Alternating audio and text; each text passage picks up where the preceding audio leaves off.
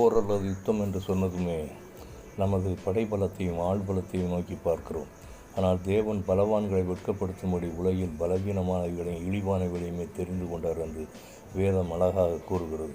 கிறிஸ்தவ வாழ்க்கையானது ஒவ்வொரு நாளும் ஒரு யுத்தகலத்தில் போரிட்டு முன்னேறும் வாழ்க்கை தான் என்பது நாம் யாவரும் அறிந்த உண்மையே. சாத்தானின் சகலவிதமான அந்தகார வல்லமைகளையும் நாம் எதிர்த்து போராடியே முன்னேற வேண்டியவர்களாக இருக்கின்றோம். நம் எதிர்ப்புகளைக் கண்டு சோர்ந்து போகக்கூடாது.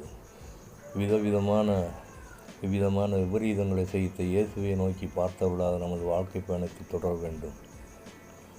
லாயர் நம் தேசப்பிதா மகாத்மா காந்தி இதற்கு ஒரு சிறந்த எடுத்துக்காட்டு. சுதந்திரம் வாங்கியே தீர வேண்டிய என்ற மன உறுதியில் அகிம்சை போராட்டத்தை அவர் மேற்கொண்டார். கத்தியின்றி ரத்தமின்றி அமைதியாக போராடுவோம் என்று சவால் விட்டு அப்படியே போராடி மேற்கொண்டார். இந்த மௌன போராட்டமே நமக்கு சுதந்திரம் வாங்கி தந்தது. கடலில் உப்பெடுக்க உரிமை கோரும் போராட்டத்தை அவர் நடத்தினார்.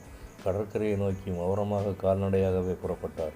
காந்தியடிகள் 24 நாட்கள் தொடர்ந்து 241 மைல்கள் நடந்தார்.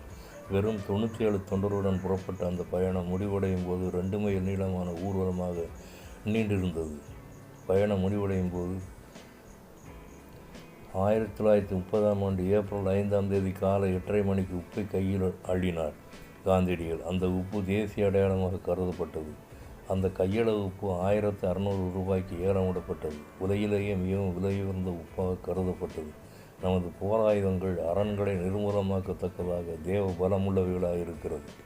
2 கொரிந்தியர் 10:4. எங்களுடைய ஆயுதங்கள் அரண்களை நிர்மூலமாக்குவதற்கு தேவ பலமுள்ளவைகள். 2 Corinthians 10:4.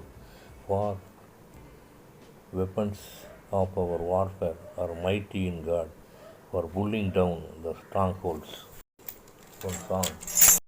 போராடும் என் நெஞ்சமே புகழிடம் மறந்தாயோ, பாராடும் இயேசு உண்டு பதறாதே மனமே.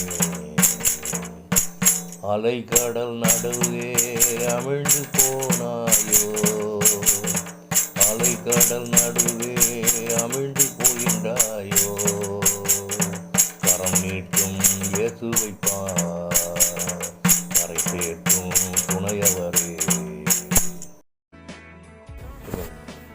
எங்களை நேசிக்கிற நல்ல பிதாவே, என்னை நம்முடைய சமூகத்திலே தாழ்த்தி கொடுக்கிறேன் ஆண்டவரே.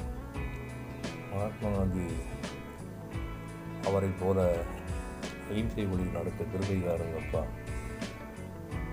யெகோவா நாமத்திற்கு பரிசுத்த பிதாவே, ஆமென்.